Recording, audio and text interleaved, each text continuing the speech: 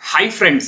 CCRAS यानी कि central council for research in Ayurvedic sciences ने एक नई फेलोशिप स्कीम लॉन्च की है जिसका नाम है CCRAS post doctoral fellowship scheme, जिसको पीडीएफ भी कहा जाता है। सीसीआरएएस एक ministry of Ayush government of India की ऑटोनोमस बॉडी है जो कि अलग अलग यूनिवर्सिटीज, हॉस्पिटल्स और ऑर्गेनाइजेशन के साथ आयुर्वेद में साइंटिफिक रिसर्च के लिए समर्पित है।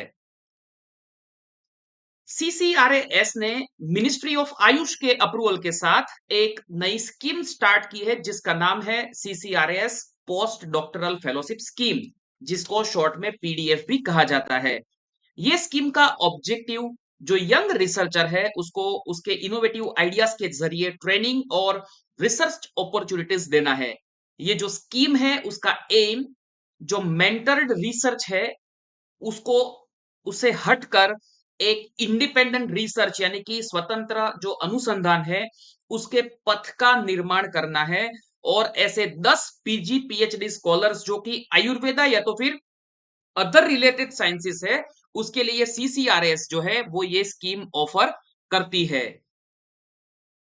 ये जो रिसर्च है वो रेप्यूटेड इंस्टीट्यूट के साथ उसका जो है वो रिलेशन होगा, जैसे कि उसमें वहां पे पोस्टिंग होगी या जैसे कि सीएसआईआर, आईसीएमआर, डीबीटी, राष्ट्रीय संस्थानों, रिकॉग्नाइज्ड यूनिवर्सिटी और नेशनल इंस्टीट्यूट के साथ। अभी हम बात करेंगे एलिजिबिलिटी की। It's only for Indian nationals यानी कि जो इंडियन सिटीजन है उनके लिए ही ये जो है वो एलिजिबल है ये स्कीम में। आयुर्वेद के लोग जिनके पास पीजी या तो फिर पीएचडी डिग्री है और 3 साल के अंदर अंदर ही यानी कि पीजी पीएचडी डिग्री के बाद सिर्फ 3 साल हुए हैं वैसे ही लोग ये इसके लिए आवेदन कर सकते हैं। अगर पीजी पीएचडी जारी है तो वो लोग अप्लाई नहीं कर सकते। ऐसे लोग जिनका थीसिस और डिसर्टेशन अगर उसका सबमिशन हो गया है और अगर उनके पास प्रोविजनल डिग्री सर्टिफिकेट है तो वो लोग अप्लाई कर सकते हैं। ऐसे ही रूल्स अप्लाइड साइंसेस के लिए है।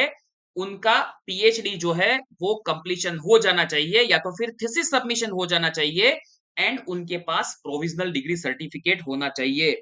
और एक एडिशनल एलिजिबिलिटी ये है कि एप्लीकेशन जो कर रहा है उनके पास हाई इंपैक्ट फैक्टर वाली जर्नल में रिसर्च पब्लिकेशन होना चाहिए। लास्ट डेट ऑफ एप्लीकेशन की अगर हम बात करें तो लास्ट डेट ऑफ एप्लीकेशन 38 जून है जो कि जून बैच के लिए यहाँ पे दी गई है। So last date of application is 38 June. The next is maximum age limit.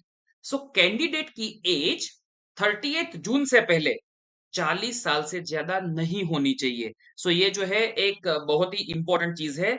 अगर कैंडिडेट एसटी एससी ओबीसी या तो फिर फिजिकली हैंडीकेप्ड अगर है तो उनको 5 साल का जो है 5 साल की छूट जो उनको है वो दी जाएगी। और अगर वो ओबीसी नॉन क्रीमी लेयर में है तो उनको 3 साल तक छूट दी जाएगी। सो ये जो बहुत ही इंपॉर्टेंट है यहाँ पे जो वुमन कैंडिडेट्स है वो भी उनको भी 3 साल की छूट दी जाएगी। सो ये एक एलिजिबिलिटी बहुत ही इंपॉर्टेंट है।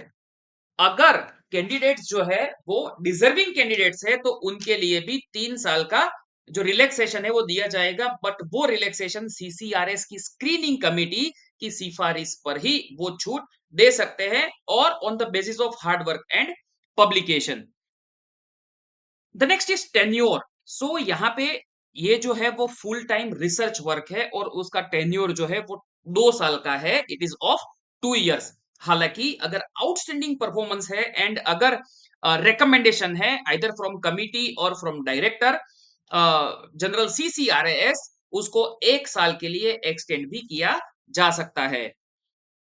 इसमें remuneration per month 60,000 plus HRA जिसको होम रेंट अलाउंस बोलते हैं।